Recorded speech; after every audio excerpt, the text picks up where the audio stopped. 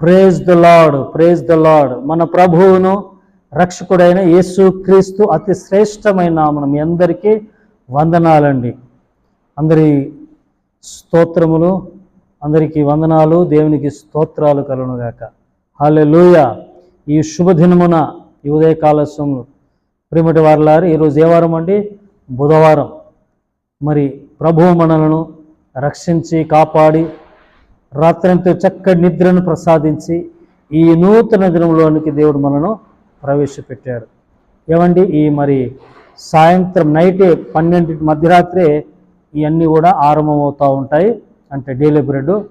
మరి మీరు ఉదయాన్నే ఇలాంటి వాక్యాలు విని ఆ రోజంతా ఈ వాక్యాలను బట్టి మీరు మరి బలపరచబడుతూ ఉందురుగాక. ఆమేన్. ఒక వాక్యం చదువుకుందామండి. మత్తయి సువార్త 25:46 ఉంటుందండి. మత్తయి సువార్త 25:46. నీతిమంతులు నిత్య జీవమునకు పోవుదురు. చాలండి. నీతిమంతులు నిత్య జీవమునకు పోదురు. నీతిమంతులు ఎక్కడికి పోతారంట అండి? నిత్య జీవానికి. మత్తయి సువార్త, ఇదే మత్తయి సువార్తలో 13వ అధ్యాయం ఉంటుంది. దేవుని రాజ్యము దేనితో పోల్చబడిందంటే అక్కడ రాయబడి ఉంది చూడండి. మరియు పరలోక రాజ్యం సముద్రములో వేయబడి నానా విధములైన చేపలను పట్టిన వలను పోలి ఉన్నది. అది నిండినప్పుడు దానిని దరికి లాగి కూర్చుండి మంచి వాటిని గంపలో చేర్చి మంచి చేపలంటే నీతిమంతులను ఎక్కడ చేర్చారంట? కూర్చొని మంచి వాటిని గంపలో చేర్చి. గంప అంటే సంఘము. ఏంటండి? సంఘము, పరలోక రాజ్యము, దేవుని హస్తాల్లో వారు చేర్చబడ్డారు. చెడ్డ వాటిని బయట పారవేయుదురు. అలాగే యుగ సమాప్తి యందు జరుగును. ఇలాగా యుగ సమాప్తి యందు జరుగుద్దంట. చూడండి, దేవదూతలు వచ్చి నీతిమంతుల్లోని దుష్టులను వేరుపరిచి వీరిని అగ్నిగుండంలో పడవేయుదురు. చాలండి. మరి ఈ నీతిమంతులు ఎక్కడ ఉంటారు అంటే నిత్య జీవములో ఉంటారు. ఎక్కడ ఉంటారంటే ప్రభుతో ఉంటారు. నీతిమంతుల్ని దేవుడు విడిచిపెట్టడు. ఎవరిని విడిచిపెడతారు?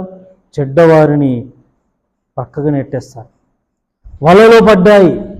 నానా రకాలైన చేపలు ఉన్నాయి. అందులో కుళ్ళినవి ఉన్నాయి, ఏంటంటే కంపు కొట్టినవి ఉన్నాయి, చచ్చినవి ఉన్నాయి, ఏమండి పనికొచ్చినవి ఉన్నాయి, పనికి రాని అని కూడా ప్రక్కన పెట్టేశారు. కూర్చొని మంచి వాటిని బుట్టలు వేసేసారు. నీతిమంతులకు కలుగు ఆశీర్వాదాలు అనేకం ఉంటాయండి. నీతిమంతులకు దేవుడు ఆయన కృపనిస్తాడు. నీతిమంతుల్ని ఆయన కాపాడుతాడు. నీతిమంతుల్ని తన ప్రక్కన కూర్చుని పెట్టుకుంటాడు. పరలోక రాజ్యంలో ఏంటండి వారికి స్థానము ఇవ్వబడింది. 20వ అధ్యాయం, ప్రకటన 20వ అధ్యాయంలో 12లో ఉంటుందండి. అక్కడ 2 గ్రంథాలు ఉన్నాయి. వారి క్రియల చొప్పున ఏంటంటే తీర్పు తీర్చబడుద్ది. మరి నీతిమంతులకు ఎలాంటి తీర్పు ఉంటుంది?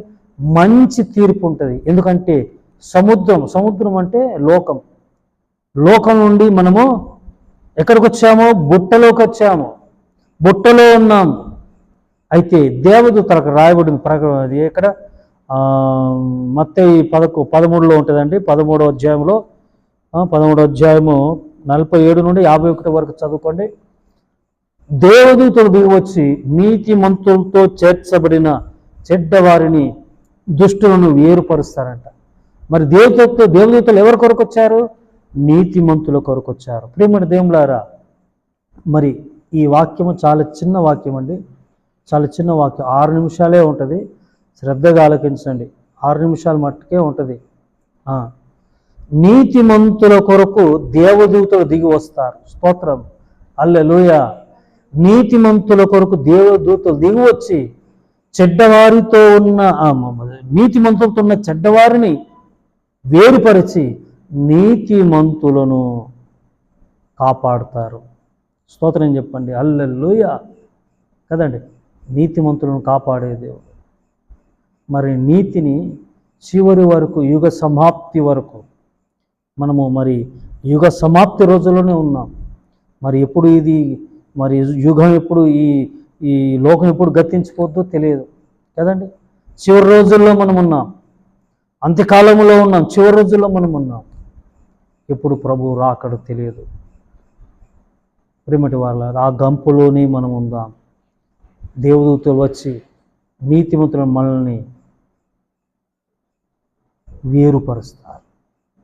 దేవుని కృప మీ అందరికీ తోడైనను గాక. ఈ రోజంతా మీరు చేపట్టే ప్రతి పనిలో నా ప్రభు కృప, ప్రభు సహాయం మీకుండును గాక. ఆమేన్. గాడ్ బ్లెస్ యూ అండి. చిన్న ప్రార్థన. పరిశుద్ధుడా, మహోన్నతుడగు తండ్రి, మీ పాదాల వందనాలనైనా ఈ వాక్యం ప్రతి బిడ్డను జ్ఞాపకం చేసుకునండి అయ్యా. ప్రతిదండన చేయటానికి ఈ లోకానికి వస్తున్న చెడ్డవారిని ప్రభు ప్రతిదండన చేయటానికి అయ్యా, నీతిమంతులతో చేర్చున్న చెడ్డవారిని వేరుపరిచి నీతిమంతులను కాపాడటానికి దేవదూతలను పంపిస్తున్నావు తండ్రి. నీకు స్తోత్రం అయ్యా. నీ ఉన్నతమైన ప్రణాళికను బట్టి నిన్ను స్తుతిస్తూ యేసు నామమున ప్రార్థించి వేడుకుంటున్నాను తండ్రి. Amen. Amen. God bless you all. May God bless our India. Praise the Lord అండి. అందరికీ వందనాలు.